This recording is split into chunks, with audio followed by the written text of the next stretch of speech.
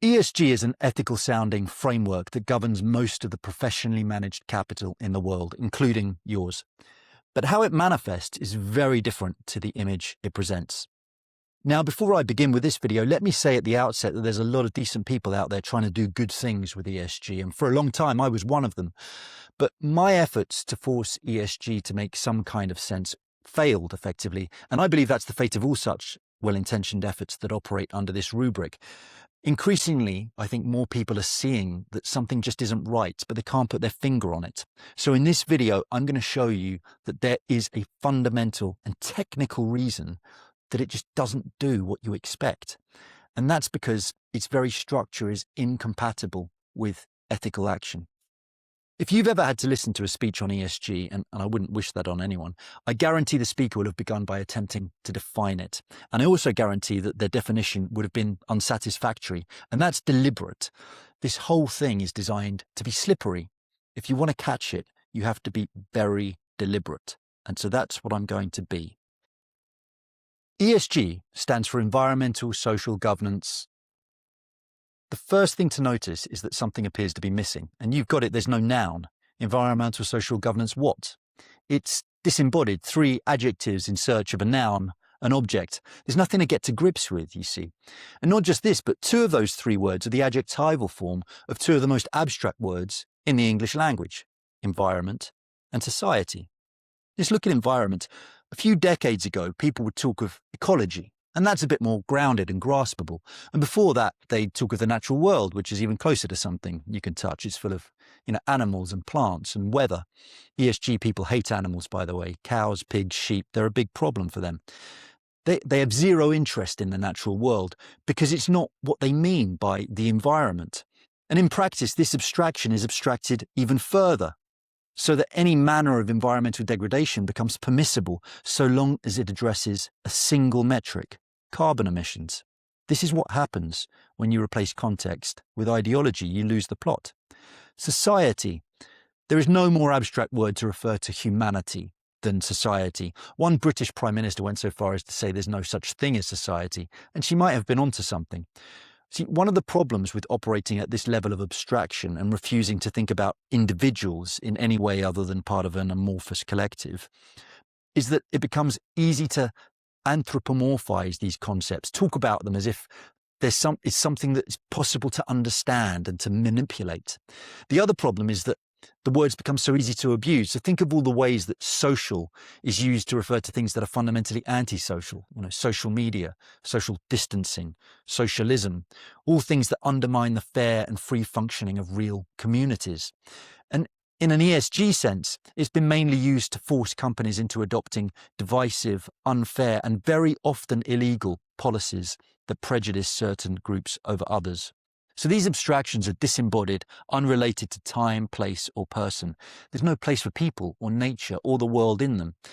They are a work of the brain's left hemisphere, I would say, which is what ESG is. Words that can mean anything, so mean nothing. Now, we haven't got very far, but remember this, no matter how deep we go down the ESG rabbit hole, no matter how technical we get, we will never, ever hit anything concrete. At no point will we come across even a noun or an object or a thing. And just when you think now we're getting somewhere, the faster it slips away. From its very foundation, ESG is a hall of mirrors, a structure consisting of nothing but empty words without context or meaning. Now, various weasel words have typically been employed to get around this lack of a noun. So the word risks is sometimes used, ESG risks, a fact that has utterly baffled the risk departments of most of the world's asset managers and banks. They don't know what to do with it. But the most common noun deployed is issues, ESG issues, precisely because the word is also meaningless. At most, it's a kind of euphemism for problems. Technically speaking, interestingly enough, it's actually a verb too. Things issue forth. The thing that issues forth isn't the issue, it's the product. You still with me? If not, then actually, you're probably starting to get the point. So we have three adjectives in search of a noun, and the noun typically employed is a non-word that gives way as soon as any weight is applied. Now, you may not know this, but there is a central charter for the ESG movement. The Principles for Responsible Investment, it's called. This isn't just a charter, actually. It's a hugely powerful organisation with 5,000 asset manager members who have signed up to these principles, and they represent a majority share of the world's assets under management. Let me put that in another way. Most of humanity's stored wealth is now managed according to these principles that you've probably never heard of. It's important that you understand just how amazing that is. You see, up until recently, these investment professionals managed your money according to a single principle, that they will put your interests ahead of their own or anyone else's. And that's called the fiduciary principle, which comes from the same Latin root fidere as fidelity, and it means to be faithful. But that no longer applies, not for the firms signed up to and advocating ESG as enshrined in the PRI. No, they've adopted other principles, 6 of them. These principles are very, very short. It's only about 280 words in all, so it's worth weighing those words carefully. I mean, somebody should. So let's do that next. The preamble is this. As institutional investors, we have a duty to act in the best long-term interests of our beneficiaries. In this fiduciary role, we believe that environmental, social and corporate governance, ESG, issues can affect the performance of investment portfolios. Immediately, the fiduciary principle is caveated with the word long-term. But it's not a word, it's a weapon. Consider, should they not act in your short and medium-term interests too, your general interests, particularly given that these interests will be much easier to assess and be held accountable for? I mean, I'm guessing you want them to do a good job for you next year and in the next 5 and 10 years and 25 years, or some time horizon from which you will reasonably benefit, and during which most of them will still be working in that role so they can be held accountable. So what does the long term mean? Next, observe that these ESG issues can affect the performance of investment portfolios. In other words, the financial return of the investments. This, at least, is clear. The underlying concern and motivation here is not, in fact, for anything environmental or social, or anything that could broadly claim to have a moral dimension. These are merely means to an end. The ultimate concern and the raison d'etre of ESG, as described here, is, in fact, material financial performance. Personally, I'd be fine with that. But it's not really what most people think ESG is all about. And if it is the case, well, why do we need those principles at all? That's just the free market. Well, there is a reason. The preamble continues. We also recognize that applying these principles may better align investors with broader objectives of society. Now we get to it. It's the classic tack on. This actually isn't just about financial performance either. It's about alignment with the broader objectives of society. We've already seen that society is a mere abstraction. Now, every signatory has made the tacit assumption not only do they comprehend it, but they have identified its broader objectives. Do you know what the broader objectives of society are? And do you think your neighbour agrees with you? Or your fund manager? You better hope so. When I've pointed out at financial conferences on several occasions that this just isn't possible, people have become quite cross at me. On one occasion, I was unable to finish my presentation. You see, these people are sure they know what the big issues are. Such is the bubble in which they live, they rarely come across people that don't share their broader priorities. The preamble concludes, therefore, where consistent with our fiduciary responsibilities, we commit to the following. Now, if I were a prosecutor, I would use this to demonstrate breach of contract. Everything about ESG is inconsistent with their fiduciary responsibilities, including signing these principles. Let's look at them. Now, first, let me be very clear about the word principle. And this isn't pedantry, it's foundational. It's a word that business leaders are very fond of. Most of the ones that I've met, though, believe it means something different to what it actually means. I think that's because it's a classic alternative to regulation is to have principles-based guidance. And so they equate principles with vague platitudes that allow them to do more or less whatever they want. No, a principle is a rule. It's not a vague values-based sentiment. It's a rule, particularly one that has intrinsic moral authority. So the 10 Commandments, they're principles, thou shalt not kill, etc. There's no room for ambiguity there, just don't kill. The whole point about principles is that they are clear and unequivocal. The word is from the Latin primus, and it means to come first. as a foundational concept upon which wisdom may be built. You might think the Ten Commandments should really be the end of the Bible, by the way, like it's God's word and it's literally written in stone. What more is there to say? Except it's just the beginning. And that's because the thing about principles is that they offer simplicity and clarity, but they lack context and nuance. And so you need a few thousand years and a few thousand more pages of impenetrable stories to elucidate those 10 very simple principles so that they can be applied in practice. You need the stories, you need the principal commandments as well, because without them, the stories are arbitrary and indecipherable. So any foundational text must start with as much clarity as can be mustered. Now, here's the thing. Not one of the principles in the Principles for Responsible Investment is actually a principle. Let's look at them. Principle 1, we will incorporate ESG issues into investment analysis and decision-making processes. Incorporate is an interesting word. It means to integrate into a body. In a theological sense, this is the word made flesh, to become incorporate. But in this case, the word, ESG, it means nothing. You can't make something out of nothing. Only God can do that. This is not a principle. Principle 2, we will be active owners and incorporate ESG issues into our ownership policies and practices. You might think this one is rather repetitive with the previous statement, and I'd agree. It also fails for all the same reasons. This is not a principle. Principle 3, we will seek appropriate disclosure on ESG issues by the entities in which we invest. ESG's fetish for transparency speaks to the misconception that facts can have meaning that is independent of value judgment. Appropriate here is a weasel word that allows the relevant fact to be anything. So you might think it's disclosure of factory floor fatalities when it's actually how many disabled people they might have hired.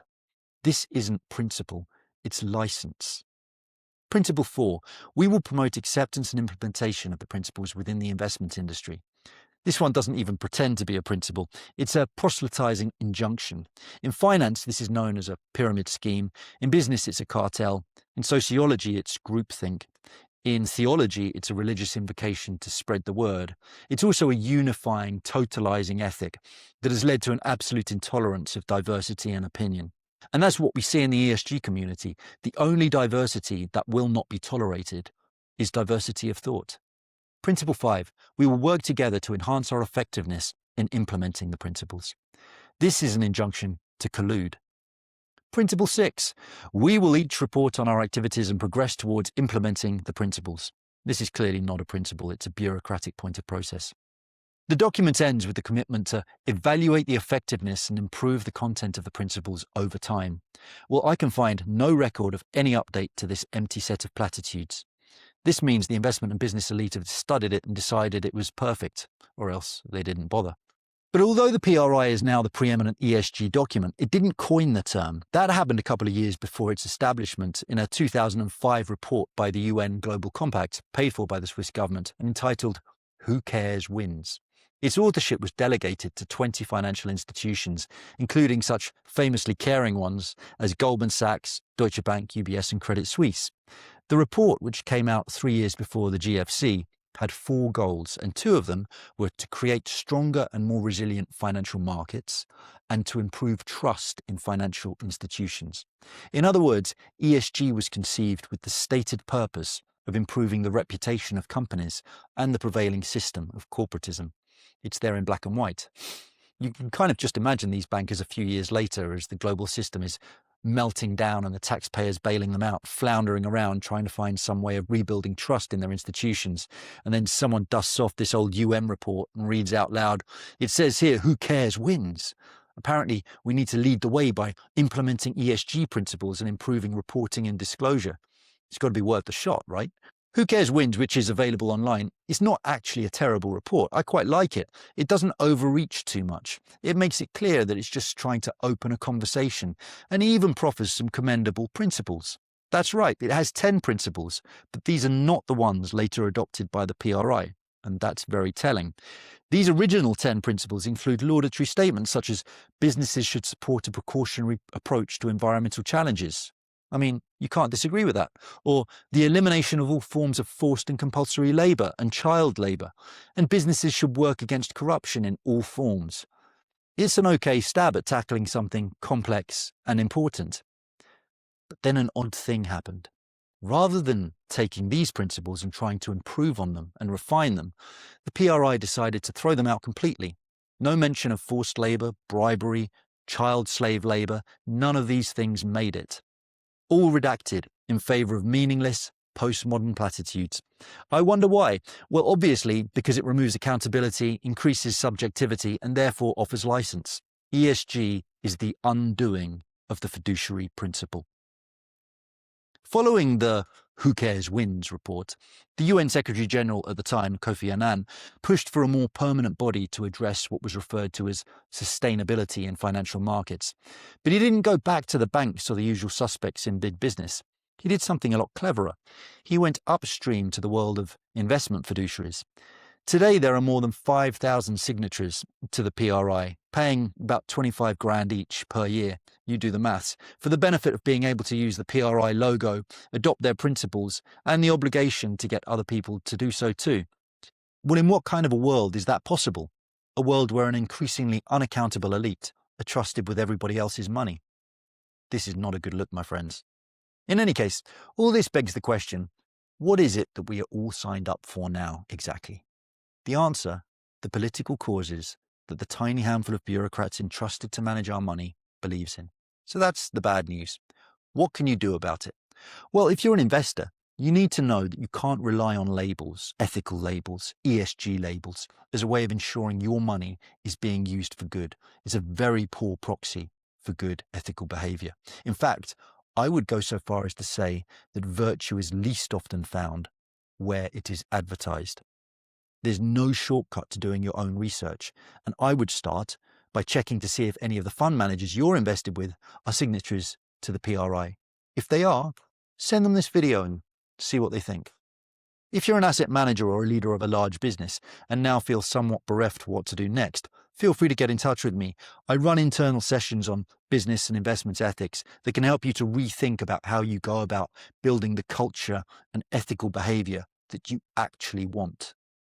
Now, if you're interested in understanding more about ESG, I'd recommend this next video about reputation laundering and greenwashing. Remember, cleanliness is next to godliness.